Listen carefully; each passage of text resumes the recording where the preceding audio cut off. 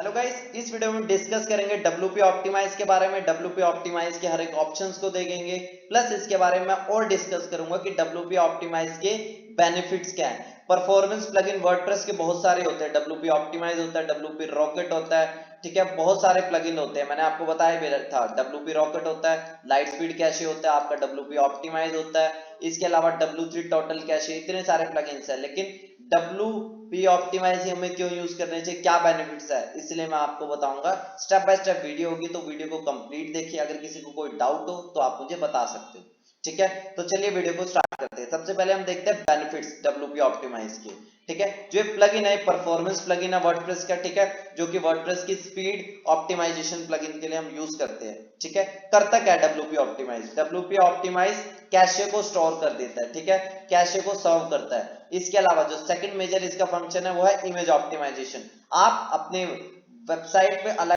Image optimisation plugins का use करते हो, जैसे आप यूज करते हो क्या, स्मश को यूज करते हो या कोई दूसरे प्लगइन को यूज करते हो। लेकिन यहाँ पे WP ऑप्टिमाइज आपको फैसिलिटी दे रहा है इमेज ऑप्टिमाइजेशन की। थर्ड, मिनिफाई करता है CSS एंड जावास्क्रिप्ट को, जिससे कि आपकी वेबसाइट की स्पीड को बढ़ाता है किससे भी, और डेटाबेस का ऑप्टिमाइजेशन करता है। ये चार इसके इंपॉर्टेंट फंक्शन है। इन सब के लिए, कैशे के लिए आपको नहीं तो अलग प्लगइन लेना पड़ता है, इमेज के लिए अलग प्लगइन, लेकिन यहाँ पे एक ही चीज आ रही है, ठीक है। तो चलिए वीडियो को हम स्टार्ट करते हैं। सबसे पहले कि WP ऑप्टिमाइज को कैसे इंस्टॉल एंड एक्टिवेट करें। सबसे पहले आपको क्या कर लेना, वर्डप्रेस पैनल को लॉगिन कर लेना। वर्डप्रेस पैनल लॉगिन करने के बाद आपको जाना है प्लगइन्स के अंदर, and then add new plugin, ठीक है। प्लगइन्स के अंदर ऐड न्यू प्लगइन आप क्लिक करोगे, आप यहाँ पे आप आ जाओगे और यहाँ पे आके आपको सर्च करना है WP ऑप्टिमाइज, ठीक है। जैसे आप WP ऑप्टिमाइज सर्च करोगे, आपको ये वाला प्लगइन दिख जाएगा, WP ऑप्टिमाइज, ठीक है, जो कि कैशे को स्टोर करता है, कंप्रेस करता है इमेजेस को, और वर्डप्रेस की स्पीड एंड परफॉर्मेंस को बढ़ाता है, ठीक है। ये सारे फंक्शंस है, आपको इंस्टॉल एंड एक्टिवेट कर लो। आप यहाँ पे देख रहे हो स्मश के साथ भी मैंने पहले से ऑलरेडी एक वीडियो चैनल पे बना के डाल रखी है कि स्मश से भी आप कैसे फायदा उठा सकते हो इमेज ऑप्टिमाइज करके, ठीक है। स्मश से आप कैसे इमेज ऑप्टिमाइज करोगे, मैंने वीडियो बना रखी है, आप उस वीडियो को भी देख लीजिए, ठीक है। इसके अलावा और भी बड़े सारे प्लगइन होते हैं, ऑटो ऑप्टिमाइज भी प्लगइन है, ठीक है। तो मतलब, लेकिन WP ऑप्टिमाइज ही क्यों, तो मैं इसी वीडियो में वही डिस्कस करूंगा, ठीक है। WP ऑप्टिमाइज को इंस्टॉल एंड एक्टिवेट कर दो, ठीक है।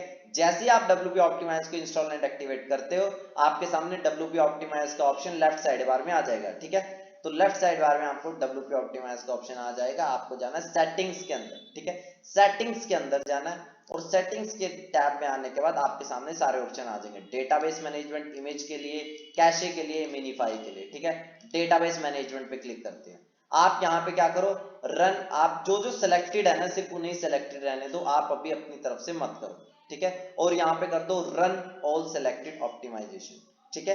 जब भी आप कभी कोई कैशे प्लगइन का यूज कर रहे हो, इस टाइप के परफॉर्मेंस प्लगइन का यूज कर रहे हो, एक बार आप फ्रंट एंड में जब कोई चेंज कर देते हो, जैसे यहाँ पे मैंने ऑप्टिमाइज किया, रन ऑल सेलेक्टेड ऑप्टिमाइजेशन किया, ऑप्टिमाइज किया, तो एक बार मैं सेव करके अपने वेबसाइट को भी रिफ्रेश करके देख लूंगा, ठीक है। क्या मेरे कोई वेबसाइट तो ब्रोक नहीं हुई है? कई बार थीम और जो प्लगइन है, कई बार कोई प्रॉब्लम क्रिएट कर देते हैं, ठीक है। ये कई बार जो थीम कंपैटिबल नहीं होती है कई थीम परफॉर्मेंस के साथ, तो ये भी आपको देखना पड़ेगा, ठीक है। एक बार मतलब जैसे मैंने सेलेक्ट ये किया, ऑप्टिमाइज किया आपके डेटाबेस को, ठीक है, मैंने यहाँ डेटाबेस ऑप्टिमाइजेशन को ऑन किया, तो उसके बाद मैंने क्या कर लिया, पेज को रिफ्रेश कर लिया। अगर कोई प्रॉब्लम नहीं है तो ठीक है, अगर प्रॉब्लम आती है तो रिवर्ट बैक आ जाओ, ठीक है। तो इसीलिए बोलते हैं, कभी भी आप कोई परफॉर्मेंस प्लगइन का यूज कर रहे हो, पहले आप बैकअप लेके रखो, क्या, एक बैकअप लेके रखो, बैकअप लेके रखो, ठीक है, और उसके बाद परफॉर्मेंस प्लगइन्स का यूज करो, ठीक है। ये है कंप्लीट, मैंने सेलेक्टेड ऑप्टिमाइजेशन किया, मेरा ऑप्टिमाइज हो चुका है डेटाबेस। सेकंड स्टेप आता है image optimization. Image optimization WP Optimize दे रहा है, ठीक है। इस ऑप्शन को आप डेफिनेटली सी बात है ऑन कर देना। Automatically compress newly added image, आप जब भी कोई इमेज को ऐड करोगे, ठीक है, ऑटोमेटिकली वो कंप्रेस हो जाएगी। बाय डिफॉल्ट ये ऑफ होगा, आपको इसे ऑन करना पड़ेगा, ठीक है, ऑन करना पड़ेगा। इसके बाद वेबपी वर्जन, आप चाहते हो आपकी सारी इमेजेस वेबपी में कन्वर्ट हो जाए, आप क्रिएट वेबपी पे क्लिक करो, आपकी वेबपी में कन्वर्ट हो जाएगी, क्योंकि वेबपी का साइज बहुत कम होता है। PNG का साइज, अगर PNG 1 MB की है ना, अगर PNG 1 MB की है, तो उसकी JPG फाइल कम होगी, मतलब 500 KB की फॉर एग्जांपल, और आपकी जो वेबपी फाइल है वो होगी 100 KB की। तो मतलब वेबपी फाइल बहुत छोटा साइज होता है, ठीक है। ये तो वेब में आप कन्वर्ट करना चाहो बस एक टिक में आप कन्वर्ट कर सकते हो आपकी सारी इमेजेस को। उसके बाद अनकंप्रेस इमेज जो ऑलरेडी डली हुई है आपके वर्डप्रेस मीडिया लाइब्रेरी में, उसे कंप्रेस करने के लिए आप करो सेलेक्ट ऑल पे क्लिक करो एंड करो कंप्रेस द सेलेक्टेड इमेज।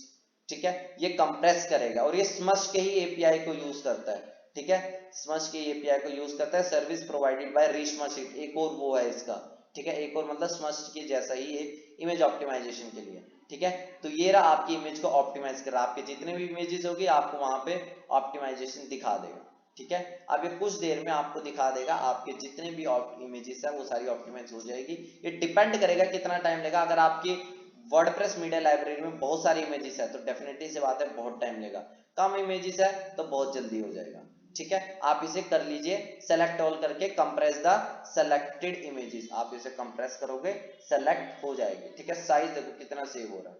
ठीक है, क्योंकि बहुत बड़े साइज के आप नॉर्मली इमेजेस को यूज करते हो तो इसको भी ध्यान देना आपको। ठीक है, जैसे ये फिनिश हो जाता है मैं आगे प्रोसीड करता हूँ। ठीक है, ये देखो मेरा फिनिश हो चुका है, इमेज सक्सेसफुली कंप्रेस हो चुके हैं, क्लोज करता हूँ। ठीक है, हो चुका है। अब इसके बाद चलते हैं कैशे पे। कैशे को आपको ऑन करना, बाय डिफॉल्ट ये ऑन होगा। ठीक है, ऑफ होगा, आपको इसको करना ऑन। ठीक है, ऑन करने के बाद आपको यहाँ पर्ज कैशे कर देना एंड देन सेव चेंजेस कर देना। ठीक है, ऑन इसे करना है, पर्ज भी कर देना एक बार एंड देन सेव चेंजेस कर देना। इसके बाद कैशे सेटिंग में आता है generate separate files for mobile device. अगर आपकी थीम सेपरेट पेजेस प्रोवाइड कर रही है मोबाइल के लिए तो आप इसे ऑन करोगे, अदरवाइज इसे ऑफ रखोगे। मेरी वेबसाइट मोबाइल कंपैटिबल है, मेरी वेबसाइट मोबाइल रिस्पॉन्सिव है तो मैं इसे ऑन नहीं करूंगा। अगर रिस्पॉन्सिव नहीं है, अलग अलग पेजेस है, सेपरेट पेजेस आपके वेबसाइट के कि मोबाइल में ये खुलेगा डेस्कटॉप में ये खुलेगा, तब आप इसे ऑन करो, अदरवाइज ऑफ करो। ऑन करने के बाद बस यहाँ सेव चेंजेस कर देना। ठीक है, ये भी हो गया आपका। अब आते हैं नेक्स्ट मिनिफिकेशन के टाइम। ठीक है, या कैशे के अंदर ही आपके सामने ये ऑप्शन दिख रहा है प्रीलोड का। ठीक है, प्रीलोड को आपको करना है रन नाउ। ठीक है, रन नाउ कर देना। ठीक है, ये आपका रिसीव्ड हो चुका है, रन नाउ हो चुका है। ठीक है, शेड्यूल प्रीलोडर आप इसे एक्टिवेट करना चाहो कर सकते हो, एक्टिवेट शेड्यूल कैशे प्रीलोडिंग, ये होता रहेगा। ठीक है, एडवांस सेटिंग, एडवांस सेटिंग में आपको कुछ भी नहीं करना है। ठीक है, gzip सेटिंग कंप्रेशन, ये अगर ऑफ नहीं होगा, यहाँ टिक नहीं होगा तो आप इसे टिक कर देना। ठीक है, स्टैटिक फाइल में यहाँ पे भी कोई चेंजेस नहीं करने। ठीक है, ये करना चाहो आप कर सकते हो ब्राउजर स्टैटिक फाइल कैशिंग के लिए। ठीक है, ये चीज है। मिनिफिकेशन, मिनिफिकेशन वाले टैब पे आएंगे, मिनिफिकेशन में आपको मिनिफाई करना है ये। ठीक है, मिनिफिकेशन में सबसे पहले आपके सामने ये आएगा मिनिफाई स्टेटस, इनेबल मिनिफिकेशन को, ये बाय डिफॉल्ट ऑफ होगा। ठीक है, बाय डिफॉल्ट ऑफ होगा, आपको यहाँ पे कोई टैब नहीं दिख रहा, आपको इसको करना पड़ेगा ऑन। ऑन करने के बाद इन तीनों को आप ऑन कर देना, HTML CSS एंड जावास्क्रिप्ट, इन तीनों को ऑन कर देना। ठीक है, जैसे ही आप इन तीनों को ऑन कर दोगे अब ये मिनिफाई होना स्टार्ट हो जाएगा। आप बस यहाँ पर द मिनिफाइड फाइल्स पे कर देना, हो जाएगा आपका। ठीक है, अब आते हैं जावास्क्रिप्ट वाले टैब पे। जैसे जैसे आप जो जो चेंजेस करते जा रहे हो ना, एक बार वेबसाइट को रिफ्रेश जरूर कर लेना, कहीं वेबसाइट आपकी ब्रोक तो नहीं हो रही है, वेबसाइट कहीं आपके कोई प्रॉब्लम तो नहीं क्रिएट हो रही है आप जो भी चेंजेस कर रहे हो। इसलिए कभी चेंज करने के बाद वेबसाइट को रिफ्रेश करके देख लेना। ठीक है, ये इसलिए मैं बोल रहा हूँ क्योंकि ये कई बार थीम्स कंपैटिबल नहीं होती परफॉर्मेंस प्लगइन्स के साथ। ठीक है, ये चीज है। तो यहाँ पे क्या क्या ऑप्शन को क्लिक करना है, जावास्क्रिप्ट ऑप्शंस में इनेबल मिनिफिकेशन ऑफ जावास्क्रिप्ट, मिनिफाई होनी चाहिए, enable merging of JavaScript file, दोनों टिक होनी चाहिए। ठीक है, और यहाँ पे डेफर जावास्क्रिप्ट ने डेफर और जावास्क्रिप्ट फाइल्स पे क्लिक करके सेव सेटिंग कर देना। ठीक है, सेव, बस आपको इस पे क्लिक करना है, ये जो भी ऑप्शन है बाय डिफॉल्ट सिलेक्टेड होंगे, इस पे टिक किया, सेव किया एंड देन फिर से सेव करते ही पेज को रिफ्रेश कर लेना है, देख लो चल रहा है या नहीं। ठीक है, इसके बाद CSS पे आती है। CSS पे क्या करना है आपको, CSS में जो भी ऑप्शन है बाय डिफॉल्ट सही है, CSS में ज्यादा चेंजेस नहीं करने, ये बाय डिफॉल्ट ही होगा। Enable minification of CSS, enable merging of CSS file, by default tick होगा, आपको चेंज नहीं करना। फॉन्ट्स में आते हैं, फॉन्ट्स में आपको टिक करना है। ठीक है, फॉन्ट्स में आपको क्या करना है, ये दोनों बाय डिफॉल्ट टिक किए होंगे, आपको इस पे आना है asynchronously load CSS file from Google font, इसको आपको टिक कर देना। ठीक है, एंड देन अगला ऑप्शन, और इसको भी फॉन्ट ऑप्शन वाले के अंदर आपको थर्ड ऑप्शन वाले को फिर से टिक कर देना है। ठीक है, एंड देन सेव सेटिंग, जैसे आप सेव सेटिंग करते हो रिफ्रेश करके एक बार देख लेना। सेटिंग्स के अंदर आप जाओगे, सेटिंग्स के अंदर ज्यादा कोई चेंजेस नहीं करने, ये सारे ऑप्शन बाय डिफॉल्ट होंगे। ठीक है, प्रीलोड पे जाएंगे, प्रीलोड पे कोई ज्यादा ऑप्शन नहीं करने, एडवांस के अंदर भी कोई अलग से ऑप्शन नहीं करना। ठीक है, कैशे का लाइफ टाइम पूछ रहा है, आप कितने देर के लिए कैशे सेव करना चाहते हो। ठीक है, तो वो चीज है। इसके बाद आता है ये आप करना चाहते हो कर सकते हो, ठीक है, चेंजेस, नहीं तो बाय डिफॉल्ट जो है वो सही है। इसके बाद चलते हैं आगे, जो भी ऑप्शन है मैंने आपको बता दिया, डेटाबेस मैनेजमेंट भी आपको मैंने बता दिया। तो इन सारे ऑप्शंस को सेव करने के बाद आप एक बार पेज को रिफ्रेश जरूर कर लेना। अगर पेज ब्रोक होता आप वापस में रिवर्ट बैक आ जाना, रिवर्ट बैक मैंने आपको बताया था, ठीक है।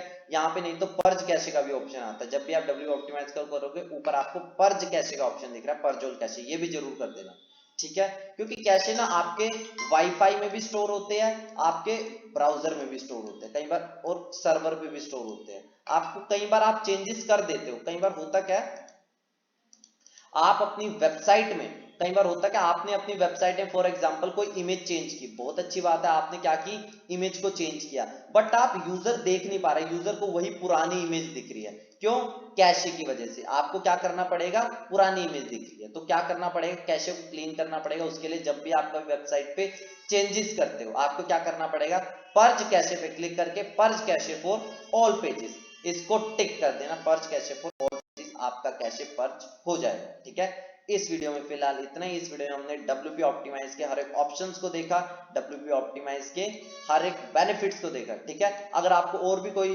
परफॉर्मेंस प्लगइन्स के बारे में जानना आप बता सकते हो, जैसे लाइट स्पीड कैशे हो गया, स्मश के बारे में होगा, ऑलरेडी मैंने बता रखा है, ठीक है, आप वो भी देख सकते हो, मैं उसका लिंक भी आई बटन में दे दूंगा, प्लस वीडियो के एंड में भी दे दूंगा, ठीक है। स्टिल किसी को डाउट हो तो बता सकते हो, अदरवाइज वीडियो को फिनिश करती हूँ। ओके।